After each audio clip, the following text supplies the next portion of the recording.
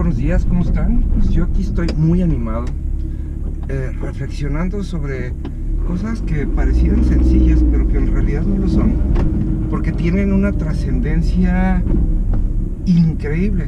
Fíjense nada más, y esto es algo que nos pasa a usted y a mí todos los días.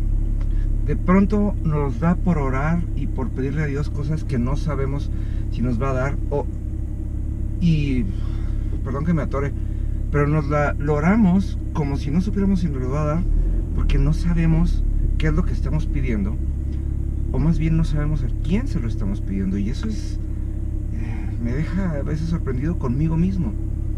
Piense esto: si Dios dio su vida por nosotros, murió en la cruz para que usted y yo no tengamos que morir, porque la carta de los Romanos nos dice que la paga del pecado es muerte. O sea, por cualquier cosa que usted y yo hayamos cometido, ahora sí que estamos condenados a morir. Si Dios vino y dio su vida por nosotros, murió por nosotros, ¿qué no nos había de dar?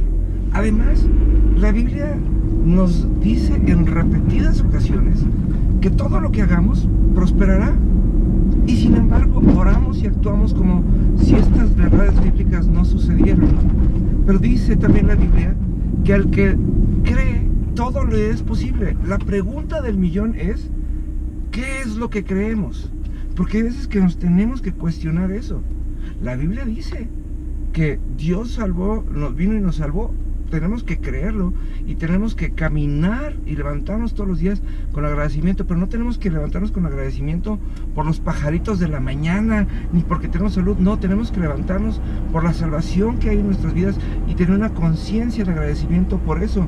Tenemos que levantarnos con la fe y la conciencia de que la Biblia también dice en muchas ocasiones que Dios es un Dios celoso y que no está dispuesto a compartir nuestros corazones.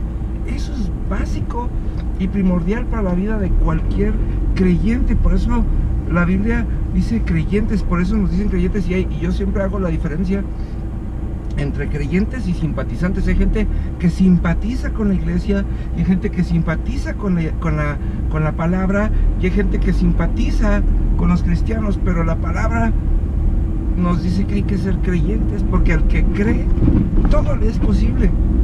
Y nosotros recibimos en nuestras vidas, logramos en nuestras vidas y trascendemos en nuestras vidas, tanto como creemos, pero tanto como creemos en la palabra. Dice nada más, dice la palabra, porque hay veces que necesitamos tener en cuenta esto. Dice la palabra que nuestro papel es dar frutos, y la Biblia nos compara una y otra vez con árboles. Un árbol toma lo amargo de la tierra, lo combina con el agua. En la Biblia el agua simboliza la palabra de Dios, y da frutos que tienen 3 características: son nutritivos, son agradables a la vista, ¿sí?, y son dulces. La voluntad de Dios, dice Romanos 12:2, que es buena, es agradable y es perfecta. Hay un montón de gente que se está conformando con lo que le va pasando en la vida, y luego dicen Dios por algo hace las cosas. Eso no es creer, mis estimados.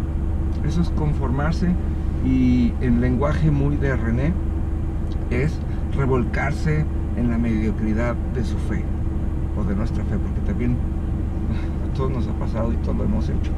Pero tenemos que tomar en cuenta de que la Biblia es una, y dice: al que cree, todo le es posible.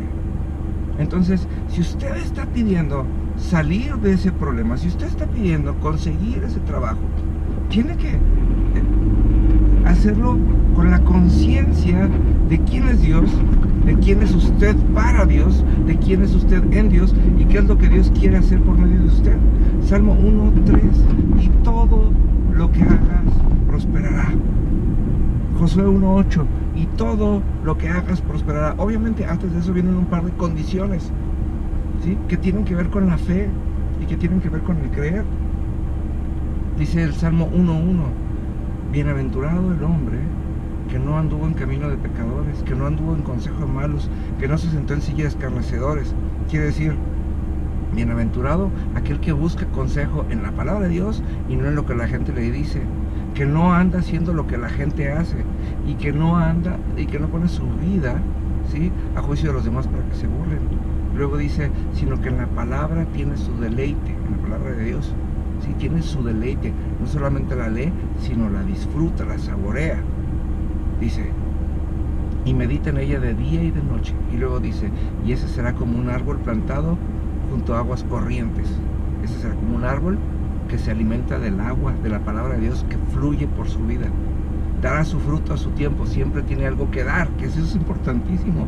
Nuestras oraciones son para pedir, para pedir, para pedir, ¿no? Sus hojas nunca caen y todo lo que hace prospera.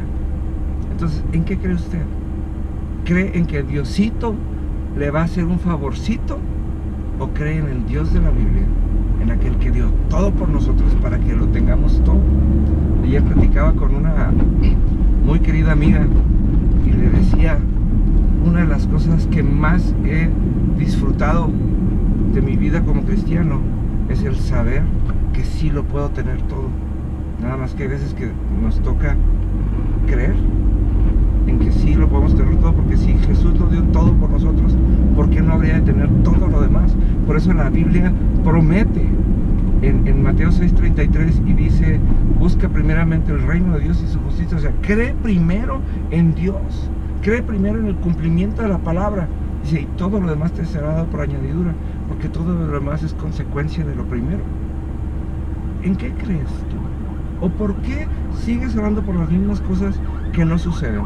¿Qué es lo que está atorado en tu vida que no te permite agarrar la Biblia, tomar la página número 1 y seguir leyendo hasta que llegues a la última? Porque hasta que no creamos lo que dice la Biblia, no vamos a experimentar una fe verdadera. Se los dejo en tarea y gracias por abrirme este espacio como siempre, y estamos aquí en contacto.